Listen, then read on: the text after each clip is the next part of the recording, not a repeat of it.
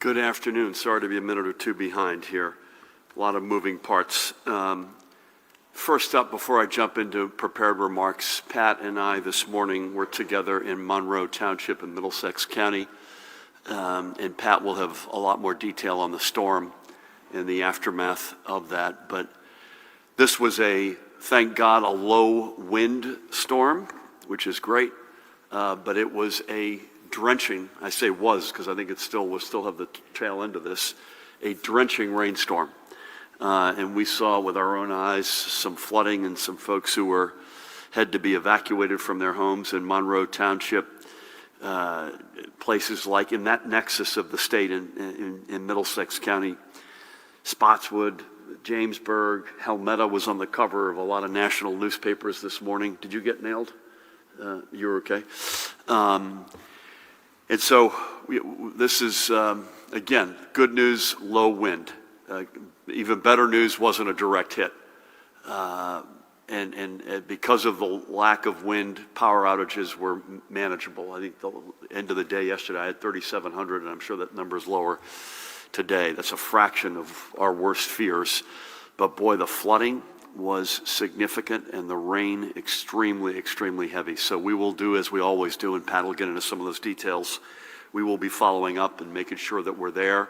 And again, the county level, local level, and the state, as well as the feds, if we can get the feds.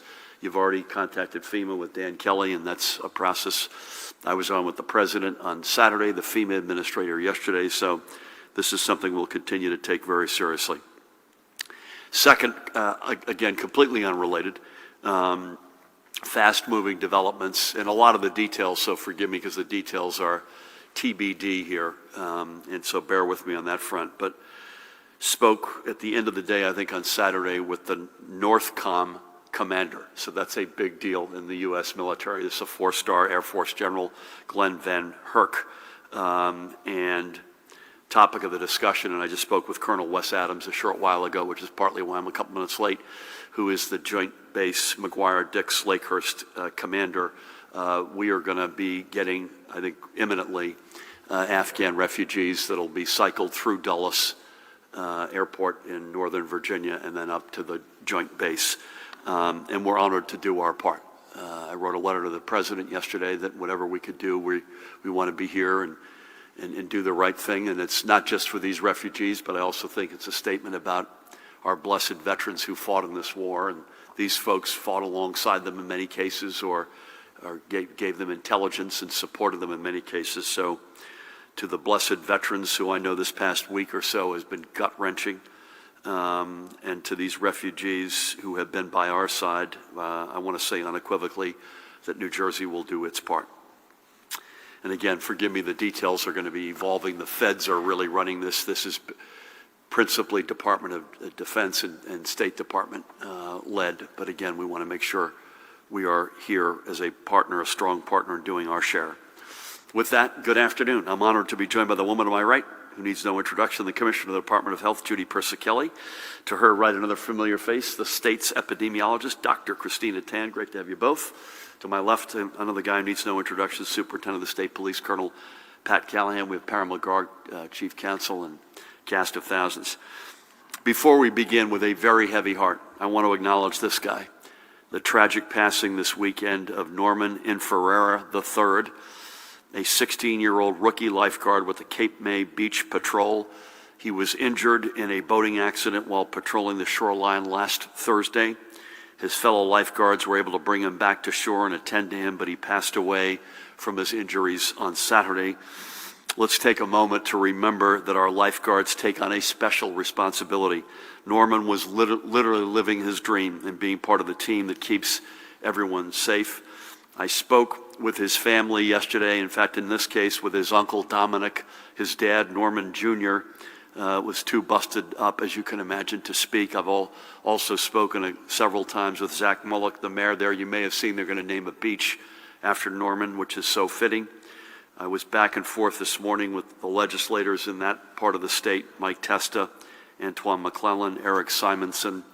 Mike reminded me that he was a young lifeguard on that very beach as a kid. And I know we joined them and the family especially in so many in the Cape May community and keeping this guy and his family and his colleagues on the Cape May Beach Patrol in our thoughts and prayers. God bless you, Norman.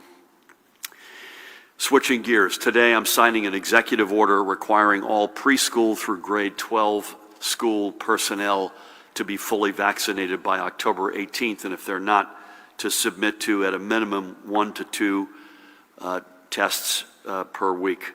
This order applies to all public, private, and parochial preschool programs, elementary and secondary schools, including charter and Renaissance schools. And to be clear, it also applies to all individuals employed by a school, regardless of whether they work full-time or part-time. This includes administrators, educators, and educational support professionals, individuals providing food, custodial, or administrative support services, substitute teachers, whether employed directly by a school or otherwise contracted, and other school employees. As we move forward over the coming weeks to implement this order, we expect that district leaders will work collaboratively and directly with local union leadership on smoothing out operational or other logistical aspects, especially if there's a need for larger scale testing of workers over the next couple of months.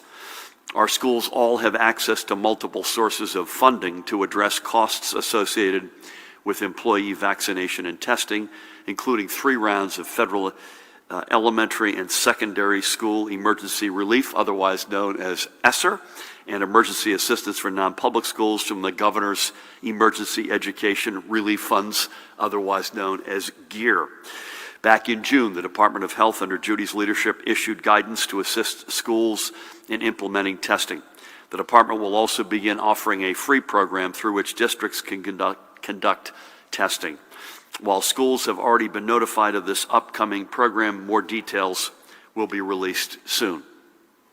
At the state level, we will continue to work closely with school officials on the implementation of this order. Now, we do not believe that meeting this order will be especially hard to do. We have received multiple local reports that point to an overwhelming majority of our educational and classroom leaders having already taken their personal responsibility to their families and students and colleagues seriously and gotten vaccinated. And I thank them for continuing to be models for their communities. As the school year rapidly approaches, we are continuing to do all we can to ensure as safe a start as possible. We know that strong masking and vaccination protocols in tandem with other safety measures are our best consolidated tool for keeping our schools open for full-time in-person instruction and our educational communities safe.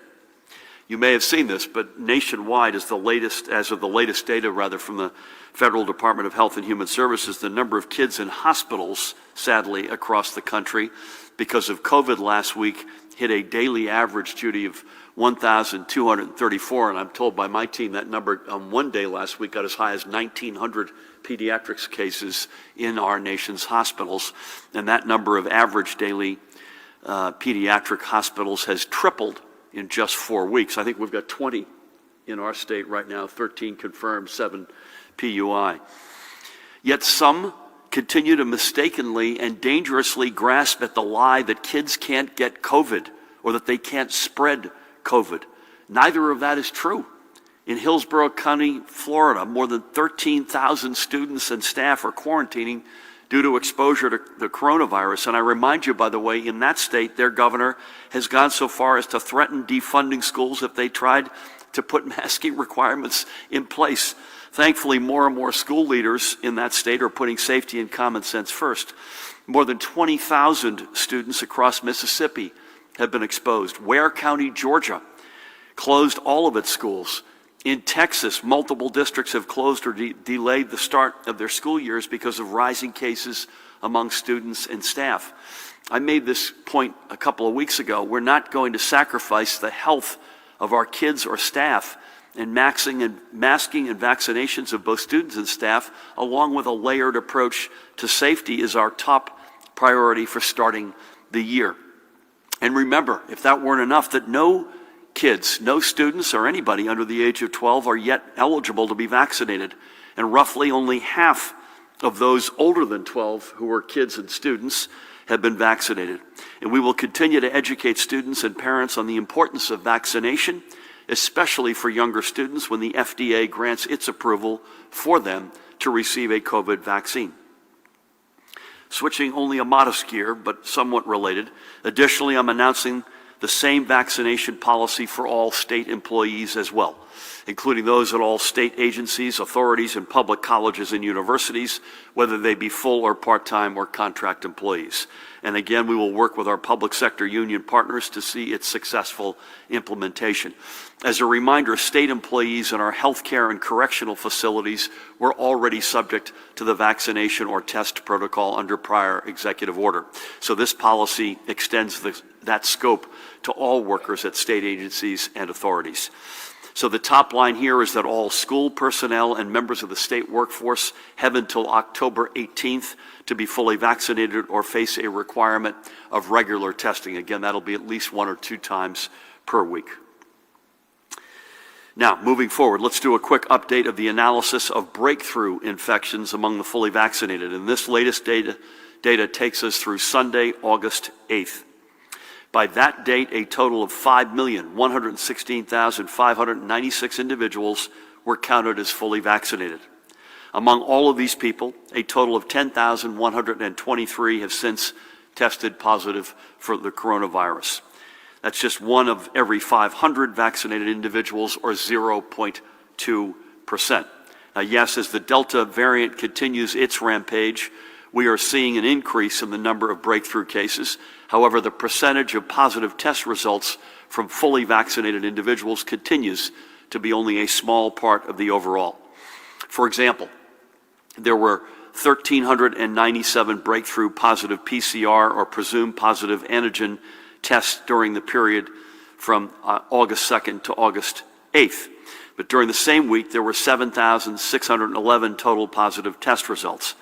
Look at it this way, roughly 5.1 million fully vaccinated people accounted for a little bit more than 18% of the positive cases for the week, while the roughly 4.1 million unvaccinated or not yet fully vaccinated individuals accounted for about 82%. There is no doubt that the vaccines are helping to prevent infection. Let's also not forget that a good chunk of that 4.1 million are the kids I just referred to a minute ago, 11 and under, who just aren't eligible for vaccination and whose parents are desperately waiting for that FDA approval. But again, as powerful as the vaccine's combined overall performance number is, even more powerful is the fact that they continue to perform even better at preventing COVID-related hospitalization or, please God, not death. First, on the hospitalization side, there have been a total of 270 hospitalizations of fully vaccinated individuals due to a case of COVID since mid-January, when the first individuals to receive the vaccine reached their full vaccination status. For the entirety of the week of August 2nd to August 8th, we recorded 25 COVID-related hospitalizations of fully vaccinated folks. That's just 1.8% of the 1,397 breakthrough cases. Now, separately, through the daily reports compiled by the New Jersey Hospital Association, we know there was a total of 608 hospitalizations of known COVID-positive patients, along with others admitted as persons under investigation who have since tested positive. Tina would want me to remind everyone that we should use caution in mixing the numbers from the Communicable Disease Service at the Department of Health on the one hand and the New Jersey Hospital Association numbers on the other hand, because these are distinct data sets. Someone may test, for instance, positive one week and be hospitalized the next, as an example. Or someone could be hospitalized as a person under investigation at the end of one reporting period and have a positive test returned in another. Both of these could skew a case here and there. So looking at these numbers in the cumulative is currently our best metric. So the NJHA is working with us on changing their hospital reporting metrics so we can capture the number of unvaccinated persons who are hospitalized in real time. We expect that the Communicable Disease Service's breakthrough numbers should closely match these NJHA data once CDS confirms and validates their breakthrough data. But regardless, we can extrapolate a simple fact. Fully vaccinated individuals make up a very, very small minority of those entering our hospitals for COVID-related illness. And in this case, the unvaccinated measure in at about 96% of all COVID-related hospitalizations. And on deaths, through August 8th, there have been 58 due to COVID among the 10,123 total breakthrough cases. That's 0.57%. And for the week, just the week, August 2nd to August 8th, the preliminary data reported 0 deaths of fully vaccinated individuals due to COVID. Now on this, we must recognize that the Communicable Disease Service and our local health officials are both continually reviewing deaths, as we've mentioned here many times. As such, these numbers for the week must be taken as preliminary. There is a possibility that a death from this week could, upon further review, be considered to be from COVID-related complications and added to the cumulative total in a coming week. Remember, it's very much like the numbers of deaths reported out each day. In many cases, these deaths are not necessarily from the prior 24 hours or even from that current week, and that's the same reality here. But regardless, that current total number of 58 COVID-related deaths among the more than 10,000 breakthrough cases among the more than 5.1 million fully vaccinated individuals pales in comparison to the total number of deaths due to COVID from among the 4.1 million who are unvaccinated or not yet fully vaccinated. Now, in accordance with the CDC's recommendations, we will be moving forward with a plan for fully vaccinated folks to receive their booster shots, their third shot, and Judy will have some additional color to add to that in a few minutes. But what is most important right now is for everyone to get vaccinated. That number continues to grow, and as of this morning, we are now at that number, 4,491,608 folks who live, work, or study in New Jersey who have received their full doses, and the majority are past the point where they are considered fully vaccinated. Another roughly, and this is an important one, 676,500 New Jerseyans have received their first dose of either Pfizer or Moderna vaccines. And we remind you, New Jersey continues to be a national leader on second dose take-up, and you got to go out and do that, folks. So please go back for your second dose when you're scheduled to receive it. And we also welcome the FDA's full approval of the Pfizer vaccine, and we hope this will spur more of you who have been in a wait-and-see mode to get vaccinated. So please, again, do your part. Get vaccinated. Now let's look at the rest of the day's numbers.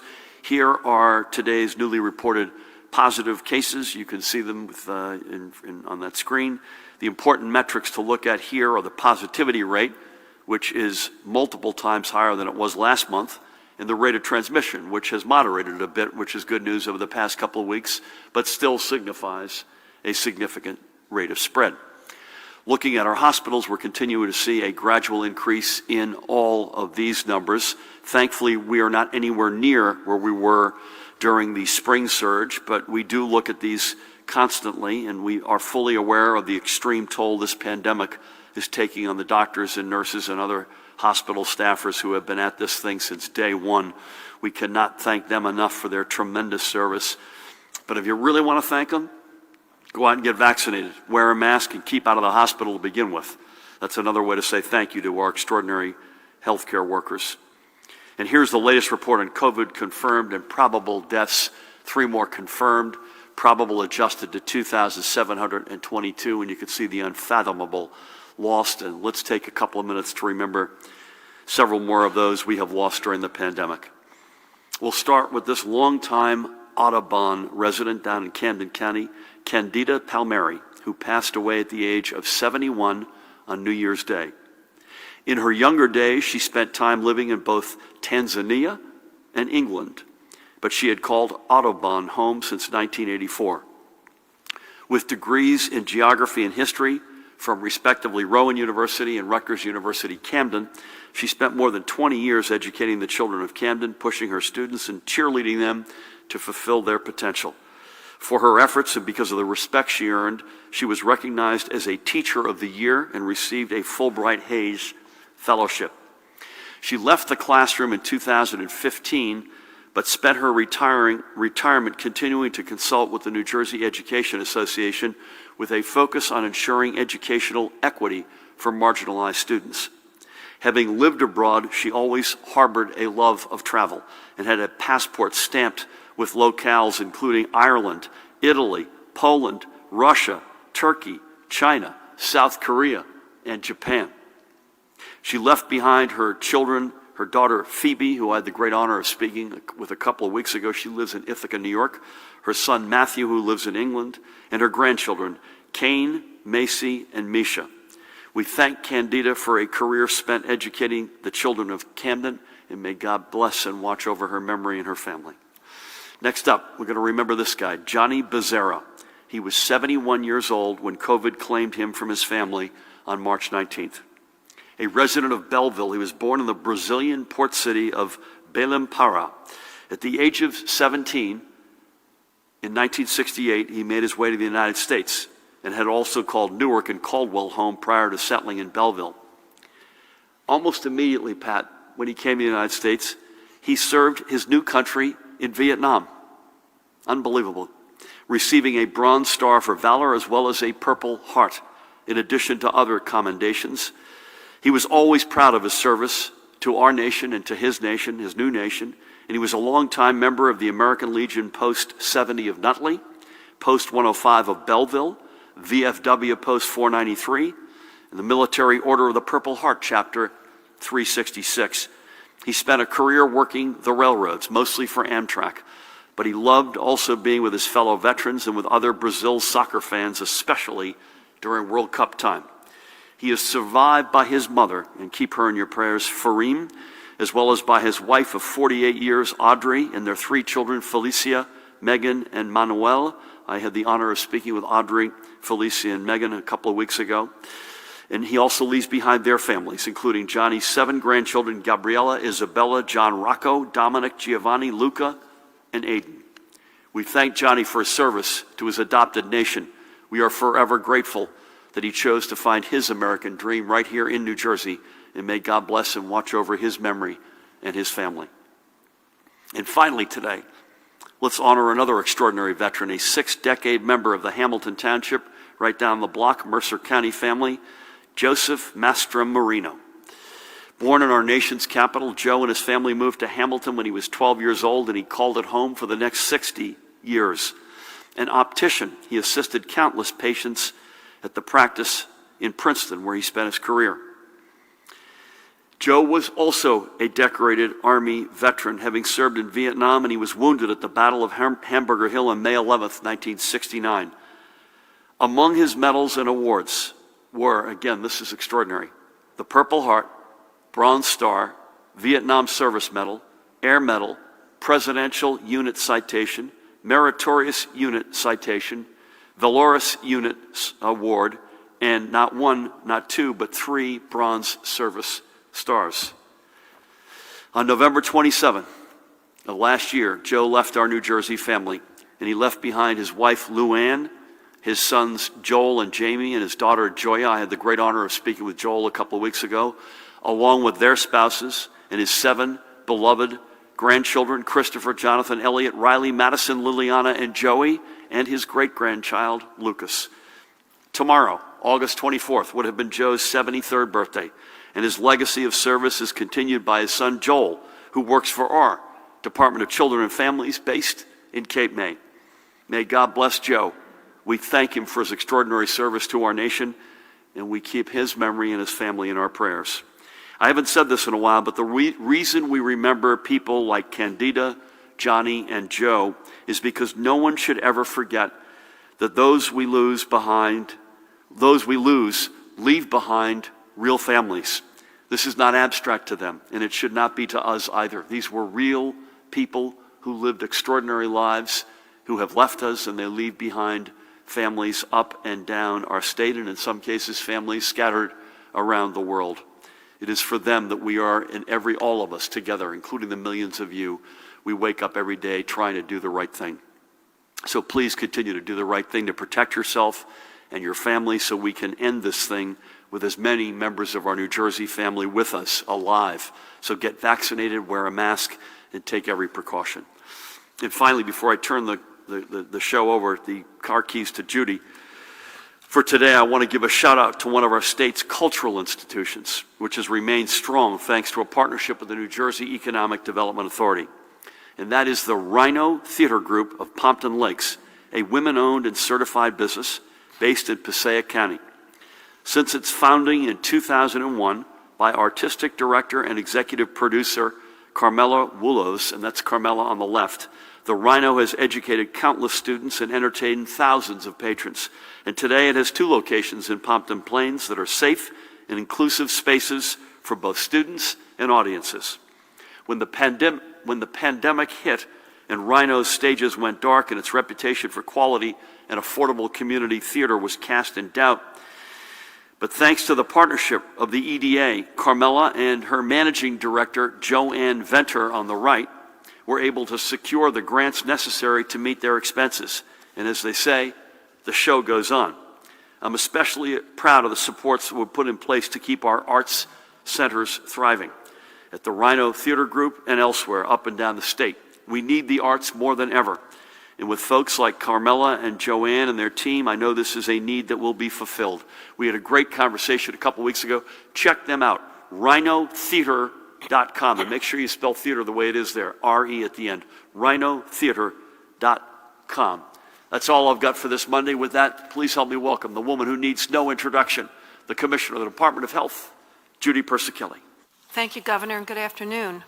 Well, as Governor Murphy said, we hope today's news that the FDA has licensed the vaccine we know as Pfizer for those individuals 16 years of age and older will persuade those who have been hesitant to get vaccinated now. We know from our COVID Community Corps volunteers, who walk around neighborhoods and talk about the safety and effectiveness of vaccine, that lack of full FDA approval has been cited by some as the reason they have not received the vaccination. The fully licensed vaccine will now be marketed as Comirnaty. Pfizer will continue to be available under the Emergency Use Authorization, the EUA, including for individuals 12 through 15 years of age, and for the administration of a 3rd dose in certain immunocompromised individuals right now. We are in a race against time. The highly transmissible Delta variant, the initial variants like Alpha, could lead to infection in 1 to 3 other individuals. But the Delta variant can lead to infection in 7 to 9 individuals if you are exposed. And as the governor said, the most important thing that everyone can do is get vaccinated, including pregnant women, those in communities with low vaccination rates, and children between the ages of 12 and 17.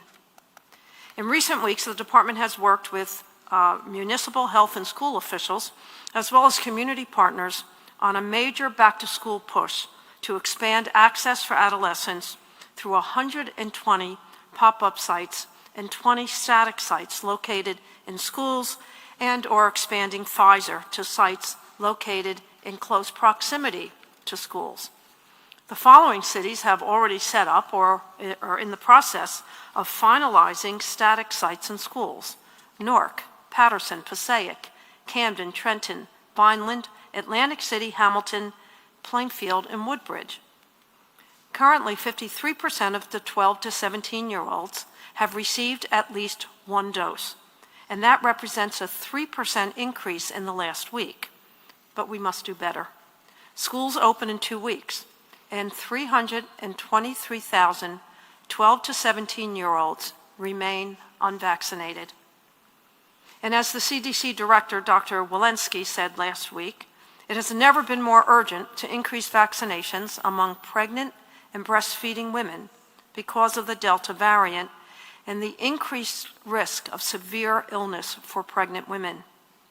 The CDC Director cited new safety data showing no increased risk of miscarriage for those who received at least 1 dose of the Pfizer or Moderna vaccine. The American College of Obstetricians and Gynecologists and the Society for Maternal Fetal Medicine have also recommended that all pregnant women get vaccinated against COVID-19. Another population that is highly vulnerable to the virus are those with compromised immune systems. That's why on August 13th, the FDA and the CDC authorized a 3rd dose of either Pfizer or Moderna COVID-19 vaccines for those who are moderately to severely immunocompromised. This includes patients in active cancer treatment, those with uncontrolled HIV, organ or stem cell transplant recipients, those taking medications that weaken their immune system, such as chemotherapy or anti-rejection medication after a transplant, and disease-modifying anti-rheumatic drugs such as infliximab. A full list of conditions can be found on the CDC's website.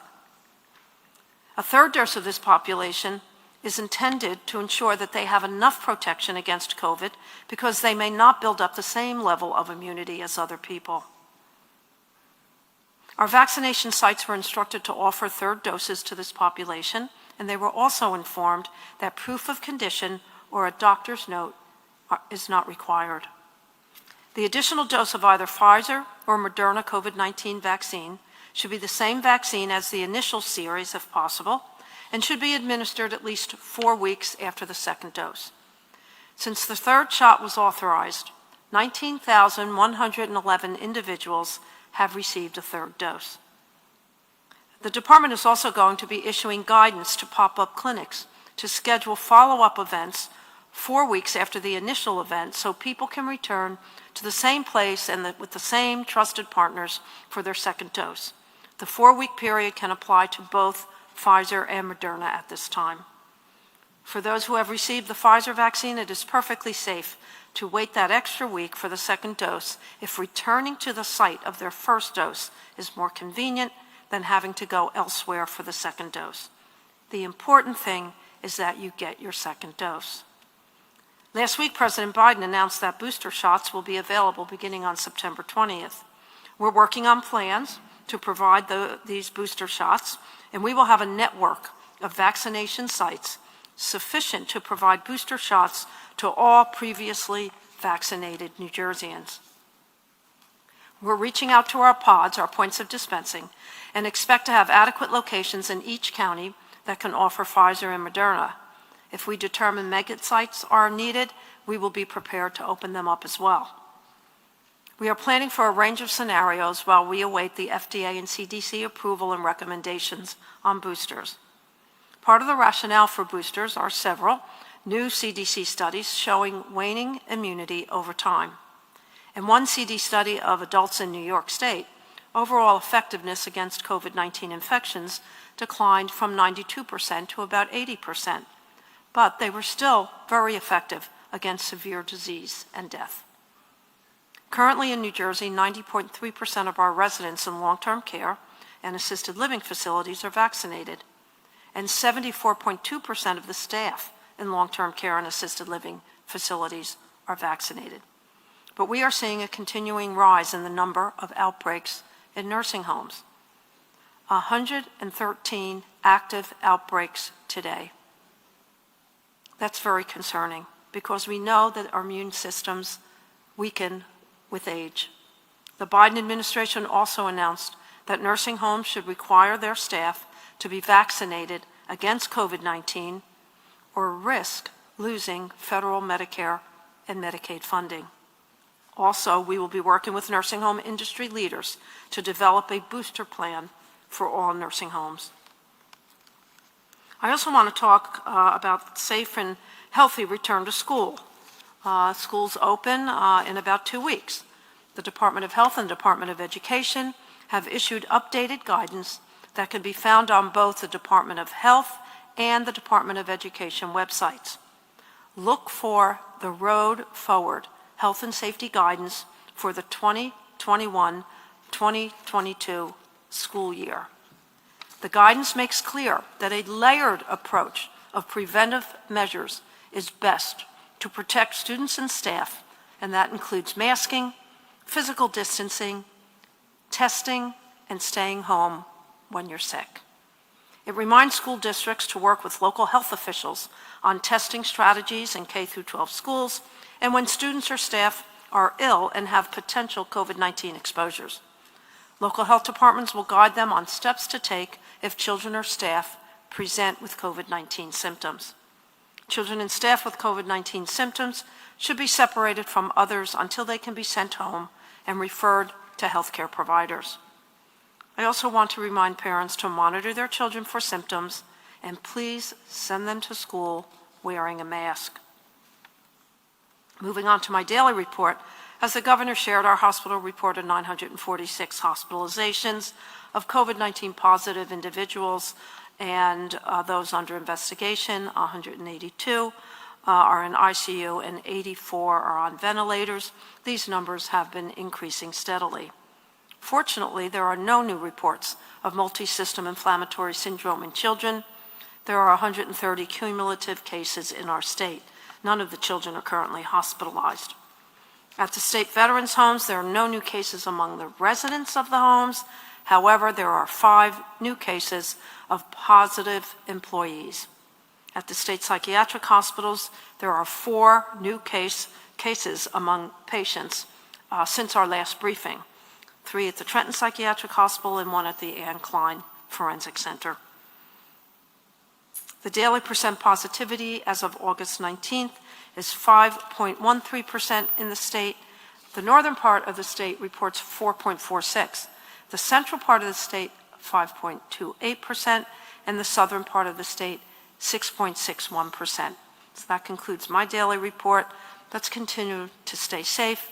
Let's get vaccinated to protect ourselves, our family, our friends, and most importantly, our children. Thank you. Judy, thank you for everything. Man, there's a lot going on, both within the pandemic and alongside the pandemic. So thank you for all that. In the interest of time, we'll move along. I'd ask our folks from the press here to keep things fairly crisp because we've got a lot of balls in the air right now. Pat, I'm sure you've got other stuff, but I think weather is, this is in the category life goes on, right? So That's right. Whether it's weather and tropical storm and heavy rain and flooding or other matters, what's your assessment and where do we go from here? Thank you for your leadership. Thank you, Governor. Good afternoon. As you stated, our relationship with FEMA, not only at Region 2, but the fact that the administrator reached out to us yesterday to jump on a call, just very proactive.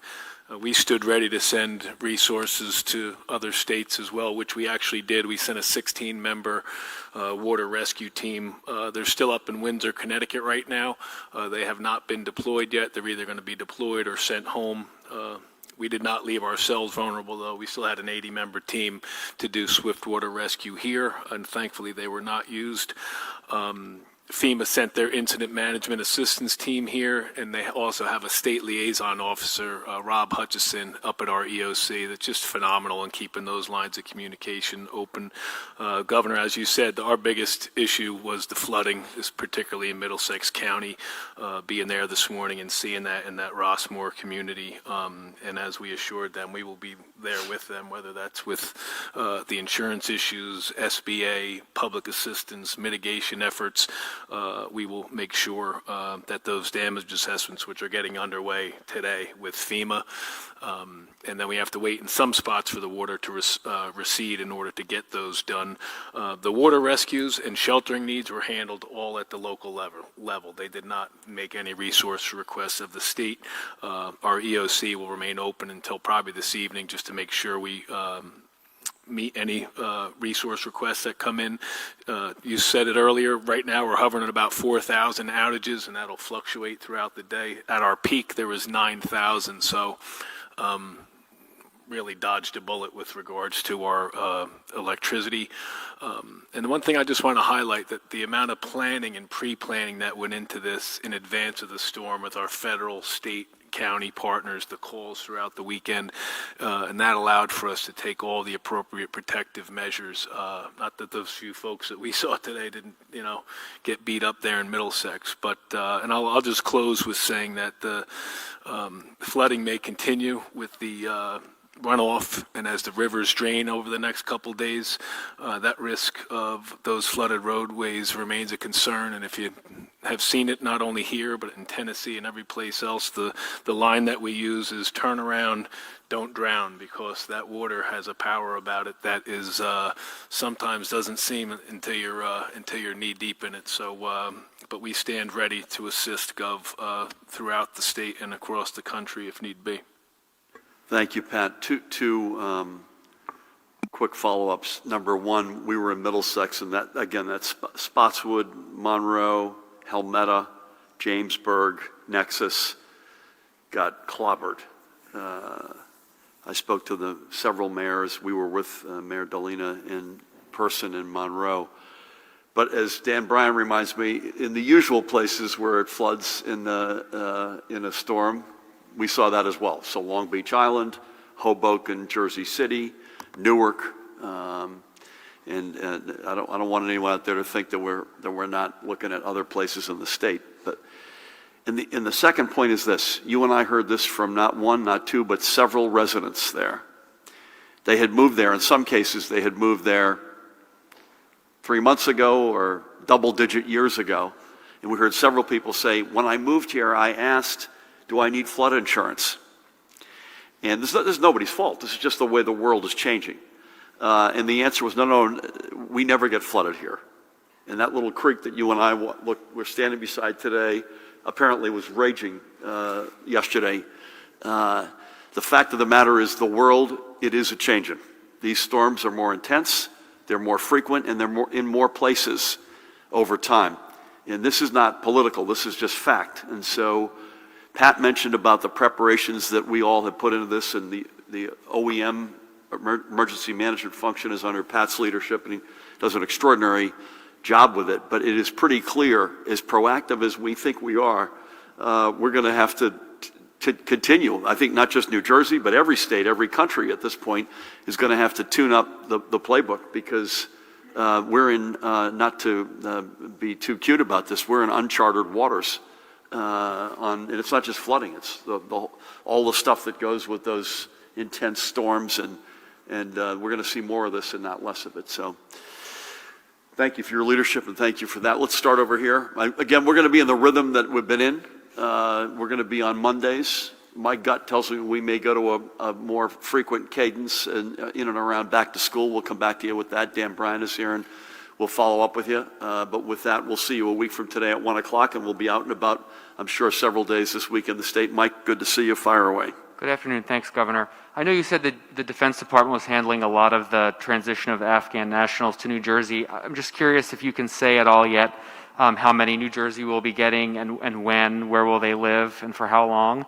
And on the mandate that you signed today, the executive order, do you know what percentage of teachers and state workers are already vaccinated? I know you said there were reports of overwhelming teacher vaccinations. Just curious if you have that detail. And do you plan on updates? Do you plan to update those figures to say, you know, the percentages moved from this to that, so that people have an idea of where that stands? Thank you. Thank you, Mike. On the latter, I don't have a specific number, but all evidence, unless you have it, Judy, is that teachers in particular are extremely well vaccinated. The numbers are very high. I think adjutant staff is less so, but the teacher number is extremely high. And if we can get a specific number for you and update that, we will. I'm not sure I'm not sure the degree of difficulty. On the refugees, how many, when, where, etc. I don't have a lot of specific answers, but let me give you the best I can give you. How many? I think a significant amount. And I don't have a precise number for you, but it's a significant amount. Secondly, when? Imminently. So this is very soon. Where? On base. And Colonel Adams was very clear that priority number one was safety and security of these folks, getting them cared for. We've obviously raised our hand and said any supplemental help you need, everything from Judy vaccinations, testings, all the way to working with nonprofits to get baby formula and diapers and everything in between. They're doing, I mentioned that they appear to be doing this through a pivot point at Dulles International Airport in Northern Virginia. And to the best of our knowledge, all of the health screenings, testings, and vaccinations are taking place there before they get to New Jersey. But that's a general sense. This is a significant, potentially significant population, and it's very soon. And they'll be on base unless we otherwise say. I guess you also asked ultimately how long, and too early to tell. We are, in many respects, the most diverse state in America. When you have, if you look at the history of refugees and where they ultimately end up, they typically end up, the bulk of them typically end up where there's already relatives, families, friends living that have heretofore come to the United States. And for all the diversity we have a very small Afghani population. The big buckets are in Northern Virginia and in California. And if history is a guide, and again, I'm just saying history is a guide here, I don't have any inside knowledge, it would be probably in one or both of those pockets where you'd see the bulk of these folks end up. That's not to say we won't raise our hand and do our fair share. If they want to stay in the Great Garden State, we'll do everything we can to make that work for them and for us. Thank you. Matt, good afternoon. Good afternoon. Commissioner, how will DOH, implement the vaccine mandate for long-term care facilities? And we're hearing from families that continue to complain that nursing homes disregard the rules for visitation. Will the department issue any new guidance? What's the weekly positive test data for kids under 18 over the past month? And will you supply that weekly going forward? And Governor, two things. Have you been aware that some school districts, maybe one actually in your backyard, is effectively circumventing the mask mandate by saying that parents can sign a letter saying that it's a burden for their child to be wearing a mask? And are you planning to use some relief funds to extend unemployment benefits past September 5th, as suggested by the President? Thank you, Matt. Judy, I'll let you, if you don't mind, jump in on the long-term care booster, how that'll be administered, visitation, anything there, as well as, you said, weekly testing data for under 18. No news on the, I'm jumping around here, I apologize, no news on the unemployment extension question. And as it relates to districts, and Paramel, you should jump in here if you would like to add to this. I'm aware, including some of a notice in my own backyard. I will just say we will not look kindly upon that, and we'll take the appropriate action in response. Is that fair? Would you add anything to that? You good with that? Judy, any color on long-term care program for the, I assume you mean for the booster, as well as, remembering it's good, it's a very good question because a lot of this was done through the pharmacy channel, CVS, Walgreens, back in the early days, and anything on testing for kids under 18. Sure. For long-term care, we'll be working with the owners and the managers to activate a portion of the federal program. There will be, according to our communication with the CDC, there will be a replication of the program, but not as extensive as we initially had. So there will be CMS certified skilled nursing facilities, long-term care facilities under the federal program, and we'll also activate their independent pharmacies that they are in relationship with right now to develop their booster program. Those communications will be with the owners and managers will be started this week.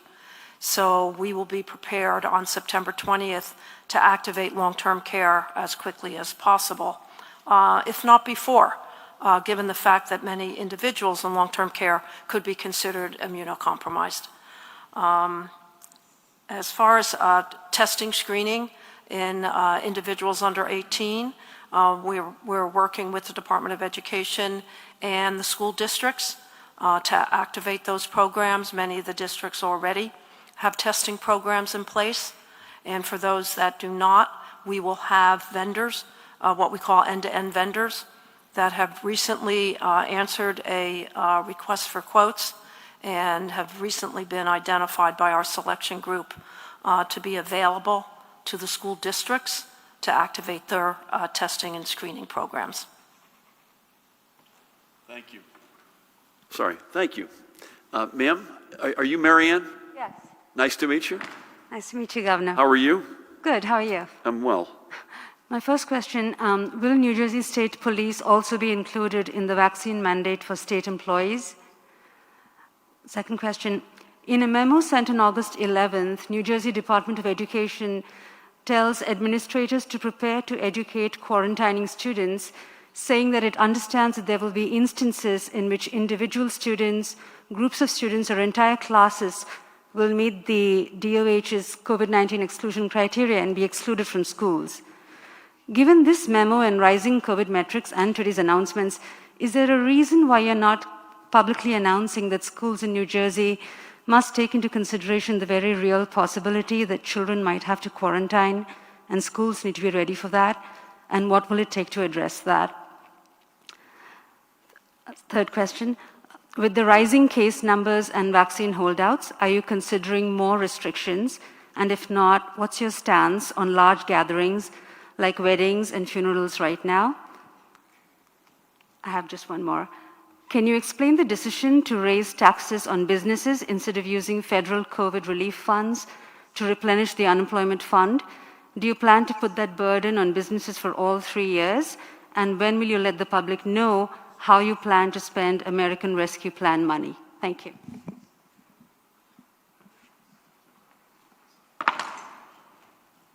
Unless you hear otherwise, state police are included, but Pat and I are just comparing notes to make sure. Would you agree with that, Pramila? Yeah. State police included. I think that unless someone suggests otherwise, gentlemen, it's been very clear to districts that they have to have a contingency plan if there is an outbreak. And Judy, you've been very involved in that, and everybody understands that. But the reason why we're taking the steps we're taking, I want to be very clear, not only is to keep kids and educators and staff healthy, but we're taking these steps to make sure that overwhelmingly, absent, please God, any outbreak, which would require a quarantine, we're back in business in school, in person, Monday through Friday, with masks. Again, that doesn't bring me any joy to say that, but it must be that way. And now with vaccinations required or a high frequency of testing. No more restrictions that we're making news with, but we keep everything on the table. Judy and I and some colleagues were on a call on Saturday looking at modeling and where this is headed, and some of the scenarios aren't terribly pretty. In all scenarios, it gets worse before it gets better. So we have to leave all options on the table, but there's no news other than what we've already said today in terms of steps that we're taking. And we'd remind folks, if you're indoors, particularly if you're close quarters, and you're not certain of the vaccine status of the people you're with, we're strongly recommending that you wear a mask. And secondly, that you get vaccinated, period. Listen, I appreciate the question on small businesses. I think the premise I would have said a little bit differently, but that's okay. I signed a law several months ago that would smooth this increase out. Secondly, no state in America per capita has poured more money into small businesses than New Jersey. We're behind only California and New York, and they're a lot bigger than we are. Thirdly, folks should expect we will be doing more. So whether it's specific or not to the unemployment insurance question, you should know that we are constantly thinking through how we could continue to plus up help and aid to small businesses, and we will do that. Thank you very much. Welcome, by the way. Kenny, is that you with the mask? Of course, Governor. My favorite mask in the state. Nice to see you. Likewise. 3 questions for you. 1, what is your opinion on vaccine mandates for students that are eligible? The second question, you have been sharing the data on breakthrough cases in the state for a while now. What do you hope that this information will show to those who normally aren't as engaged in these briefings as we and others are?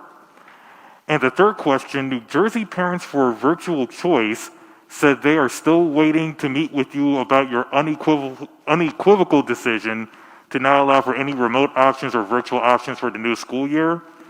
They have more than 18,000 signatures for a petition asking you to reconsider that decision. You said on News 12 in June that you would be, quote, very happy to meet with them, but not inclined to go there. Would you at least be happy to meet with them to discuss their concerns? Kenny, can you repeat your breakthrough question? If someone is not paying as close attention as you and your colleagues are? Yes, so basically people who don't watch these briefings every day, or one way or the other, they're not following the pandemic. What do you hope that the information will show them? Okay, I think I've got it. So listen, as groups become eligible either for the vaccine or for the boosters, we are strongly, I'd say, begging them to get in line and get those boosters and get those vaccine shots. And I think where we are today is where I'm comfortable. I think Judy is comfortable mandating every sort of educator and staff member to either be vaccinated or get tested at a high rate of frequency. We think that's that plus masking is the right mix right now.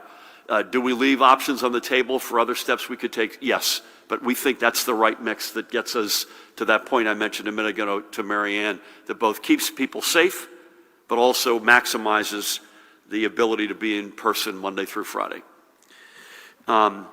I think the message, Judy, I'll try, and you or Tina, we got to make sure we get our money's worth. Tina gets her money's worth from being here today. I think the message is on the breakthrough case. My message would be, even with this hellacious variant, if you are vaccinated fully, you have a high degree of protection. It doesn't mean you can't get COVID. In rare instances, you could get hospitalized, but very rare. And even rarer instances, God forbid, you could lose your life. But you are far, far more exposed, overwhelmingly more exposed if you're not vaccinated. I think that's the big message from me, at least. I don't know how you feel. Tina, jump in and add or delete. Yeah, I absolutely agree with the governor that, we know that no vaccine is 100% effective, but these vaccines are really, really good at protecting individuals from severe outcomes such as hospitalizations and deaths. We do recognize that vaccine breakthrough cases do occur, but they're really, really rare. And so, again, just to reiterate that message that, this is one of the best things that you could do to protect yourselves on top of other layered prevention measures. Tina, thank you. Good to have you with us. And on virtual options, I'm not just saying that to be polite in a setting. I'd be very happy, Paramel or Dan, if you could follow up with this organization. I'm not sure it's necessarily me, but we would be happy to sit with them. But as we sit here on August 23rd, really 2 weeks from get-go date on back to school, and in some cases even shorter than that, we're in person. Thank you. Carly, is that you? Yeah, thanks, Governor. If a teacher goes out today to get vaccinated, it's unlikely they'll receive 2 doses by the time school starts. Was there any desire or consideration to do this sooner? School districts have said much of their federal relief funds are going towards ventilation and facility upgrades in addition to standing up tutoring programs and other needs. Do you think the federal funding they've received will be enough to cover a rigorous testing regime? And one from Daniel Munoz. Are these requirements today a direct response to the FDA's full approval of the Pfizer vaccine, and do you expect more businesses will now require it for their staff and customers? Nice to have you with us, Carly. Teachers, your question was on timing of teachers. Yeah, we're comfortable with, again, more time on the clock on our ability to sort of see where this variant in particular is headed. I think, Judy, you said earlier, the sequencing suggests it's now 94% of the cases of the virus in New Jersey. We think the steps we're taking today, both the step itself and the timing, is the right mix based on what we're looking at in terms of modeling, et cetera.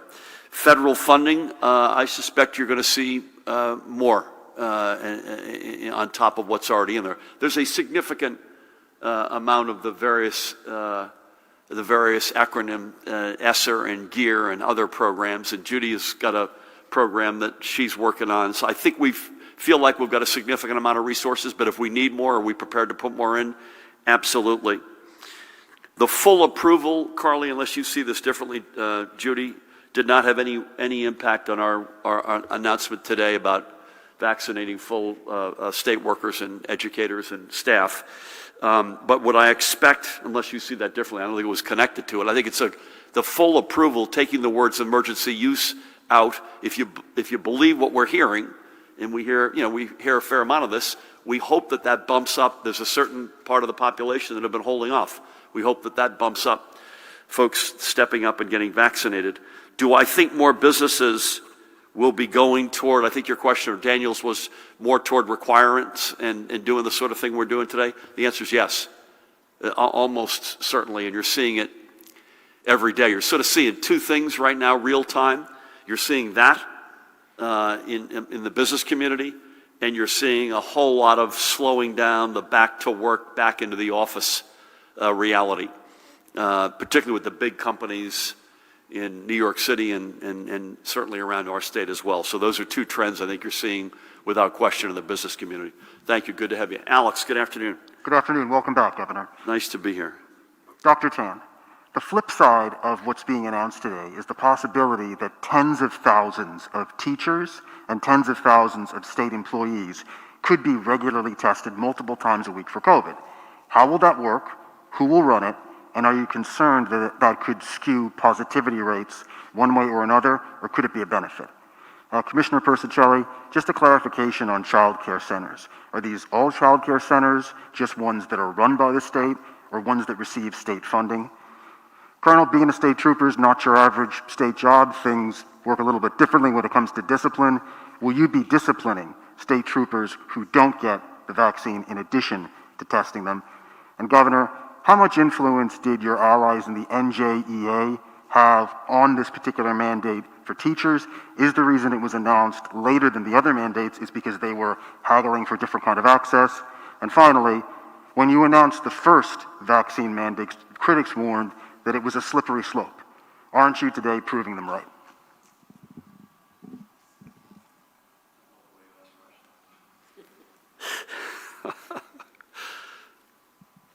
Pat, does your mother know that you kick your dog? Listen, on testing, seriously, it was directed at Tina, but I think it's Tina and Judy. On testing, we're working this through with the districts as we speak. And I don't know if there's anything you want to add, but we want to make sure we do this in a way that the system can withstand it, that we can make it as easy as possible, and as painless as possible. And I don't think we've ever feared about positivity rate. I know that was a big, President Trump was always saying that the more testing we do, the more we're highlighting the people who are sick. That's never been our point of view. The more we think more testing is good. The more testing we do, the more we understand the guts of this virus. Is that fair to say? Yeah, the more testing that we do and the positivity is primarily used to help us understand whether we're doing enough testing in the first place.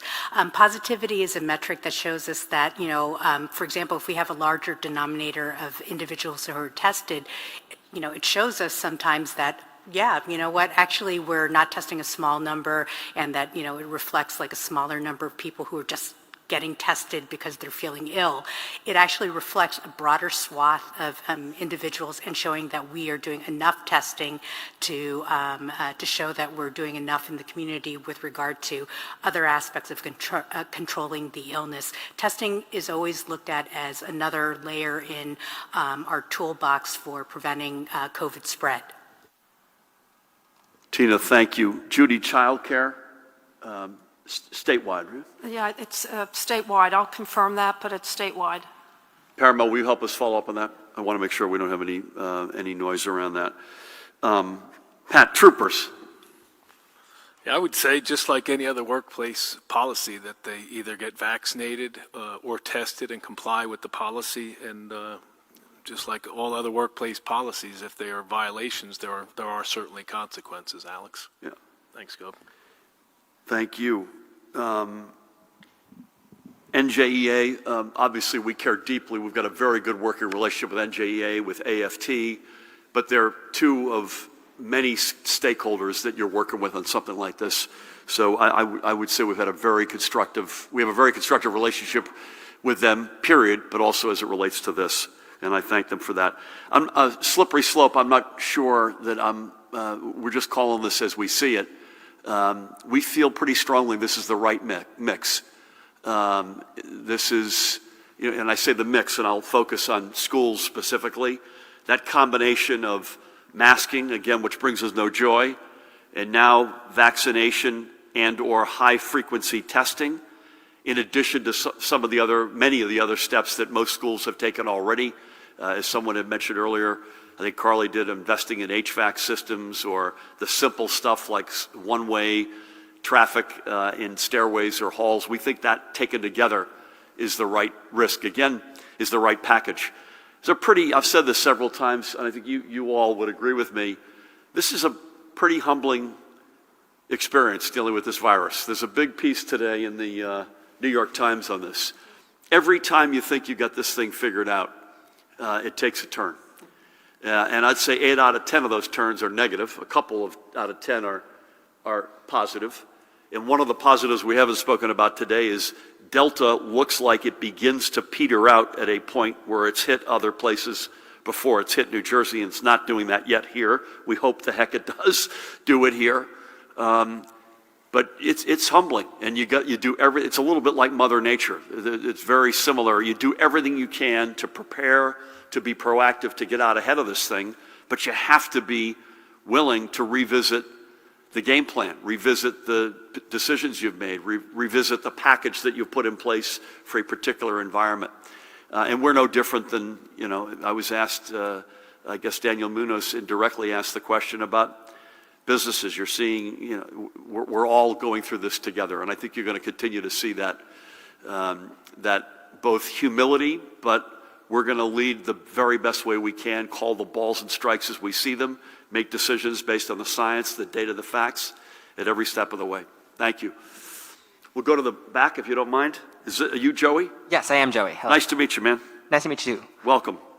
So I got two things. One is the state developing any kind of backup plan for Election Day and voting if COVID continues to be a factor that might disrupt how it would normally proceed? And another question is, have you, with Andrew Cuomo, Governor Andrew Cuomo leaving office today, have you personally spoken to him anytime recently? And have you spoken with incoming Governor Kathy Hochul? Yep. So in terms of a backup plan on elections, we had a conversation about this morning. We feel confident that what we've got in place, the mix, again, this is a little bit back to Alex's good questions, the package, and then that's the way I think about it. And what's the package? You can get an absentee ballot if you ask for one and vote by mail. We now have early voting. We now have, so there's a number of different days you can vote physically in person. We think we've got the right protocols health-wise set up. We think we'll have the right amount of manpower. So that package, as best we could tell, and this again, back to my last soliloquy on August 23rd, to the best of our ability, right now, we feel we've got the right package in place. Would you add anything, or are you good with that? Okay, Paramel is good with that. I was on a audio Zoom on Saturday afternoon with President Biden and a handful of governors, and Governor Cuomo was on that call, so we were all interchanging in terms of what we were seeing. Lieutenant Governor Hochul, about to be Governor Hochul, and I spoke live probably 10 days to 2 weeks ago. I think the day that Governor Cuomo announced he was stepping down, it was either that day or the next day. Our chiefs have been in touch and at the working level, and we are trying to, as soon as we can, find an opportunity to sit face to face. Welcome aboard. Dave, you get to bring us home here. Thank you, Governor. Nice to see you. Good to see you too. Welcome back. We know the Delta variant is much more contagious than the previous versions of COVID. You talked a lot at the beginning of the update today about kids all over the country getting infected. A lot of these kids had already started school, thousands of them. Now they're closing the schools, they're getting infected, they have to go into quarantine. A lot of them are sick in the hospital. So parents, New Jersey parents, what would you say to them when they say to you, why don't we set up some kind of a virtual, I understand you want to start the new school year fully, everybody back in person, but if these patterns happen in New Jersey the same way they've happened all over the rest of the country, instead of scrambling to put together some kind of virtual plan, why don't we start to work on this now and make it more permanent? And you know, their argument is it's cheaper, it's better organized, you're giving a better lesson plan to kids. Commissioner, you had mentioned that with regard to the booster shots that you're working on the plan to get this up and running as soon as it's officially rolled out and given approval. Can you talk a little bit about, in the beginning of the pandemic, there was a mad scramble for everybody looking to get vaccinated. And Governor, you should maybe comment on this as well. We're looking to have people get their booster shot 8 months after their second shot. Will there be a process in place so that it will not be a mad scramble where people will be trying to get the booster and now they're going to have to wait 6 weeks because the lines are flooded and they can't make an appointment and whatever? And finally, Governor, you had mentioned that all scenarios regarding COVID and the conditions are pointing that they're going to get worse before they get better. Could you just talk a little bit about what are you referring to here? What scenarios, who did them, and what do they show? Thank you. Thank you, Dave. I'll give some quick ones, and then Judy, you should jump in. Let me just say on virtual versus in person, there are two realities that drive our thinking, and then I'll make a more mechanical point, Dave. Number one, we will do everything we can to keep our kids and educators and staff as safe and healthy as possible. In an overwhelming amount of the cases around the country that both I referred to and you referenced as well, those are in states that have strongly discouraged the very measures that we're pursuing, like masking and vaccines and whatnot. So number one is health and safety. And number two is acknowledgement that the learning loss between virtual on the one hand and in-person education on the other hand is overwhelming. And assuming that we have the confidence that we do, and we do as we sit here, that we can keep everybody safe, it is absolutely, overwhelmingly, as a pedagogical learning development matter, imperative for us to get everybody in school. The more operational answer I would give you is, please God, we don't have to, but we now know how to do this and do it very quickly. So if it came to it, we know the playbook because we've already run it, unfortunately, for a long time. Judy, you should jump in here on the boosters. A big reason we had a scramble is we had no supply. So there was an enormous demand-supply imbalance, and we're just in a different place on that front. Having said that, the good news is for all the time we talk about people who don't want to wear a mask or don't want to get vaccinated, overwhelmingly people in the state want to understand they need to do both. And Judy's working on, we don't have all the details of the plan ready to go today, but we will when it's go day, and you should add anything to that. And I don't want to be too ominous on it gets worse before it gets better, but there's no question, any modeling you look at, cases and hospitalizations go up. And they particularly go up, Judy, you should weigh in, or Tina should weigh in here, after periods where we know folks will be gathering, particularly indoors, for things like holidays. So, you see sort of any amount of modeling, you see an ebbing and flowing depending on that. What we're not factoring in, and this would be a positive surprise, I mentioned this a couple of minutes ago, is that Delta appears at a certain point to lose steam in other places. You've seen that in Jakarta, India, UK. Please God, we see it in New Jersey, but the modeling that you and I were kicking back and forth on Saturday does not assume that. So that would be a pleasant surprise. Anything on either Judy or Tina on either scrambling for the booster and avoiding that scrambling that we had, not just in New Jersey, everywhere in December, as well as any comment on modeling? First, we will have adequate supply to meet the demand. Secondly, we do expect a scramble, as we saw in the beginning. The difference is we have many more outlets for people to get vaccinated. We will put out guidelines and support people as best we can to receive that booster at the right time. On the other hand, depending on, like the governor said, we learn every day how the Delta variant is being spread throughout New Jersey. If we need to get more people boosted, then perhaps exactly at the 8-month, we'll do it. Judy, we'll be prepared. Oh, I apologize. We had, remember, December 15th, we had our hospitals, and not even all the hospitals, the critical care were there.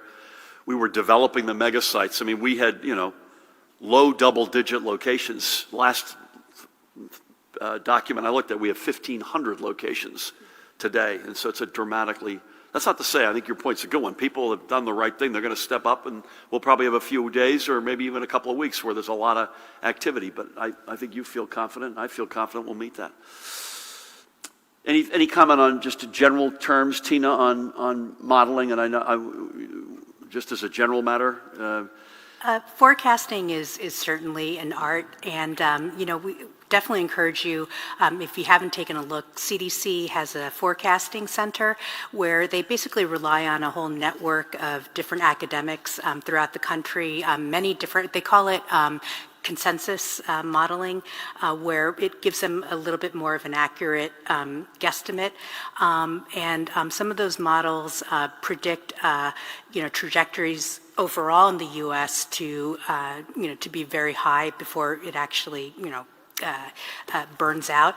And some of the models also really depend on what the conditions are in individual states. So when you look at CDC's forecast modeling site, you'll see that there's a lot of variation among the different states and throughout the country as well. And there's always an interval in their models, like, it could be worst case and best case scenarios. So again, it's an art, and we just hope that everyone stays the course with regard to ensuring that they get vaccinated, do the layered prevention to keep us all on track. I'll leave you with one thought, because I'll tie your last two questions together, Dave.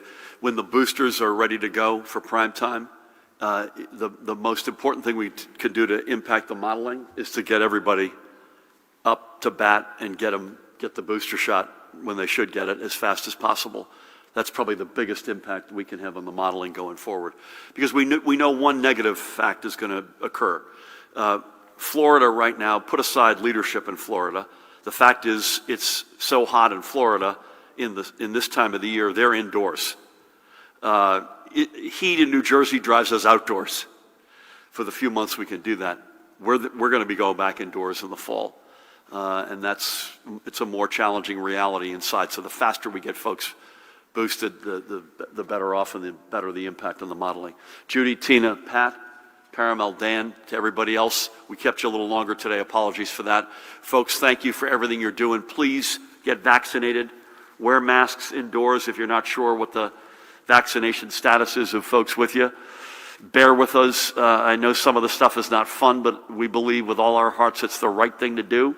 And when those boosters, when you're eligible and you're up to bat, get that booster shot. That's the best thing we could do in addition to the folks who have not yet gotten vaccinated. Take care, everybody. God bless.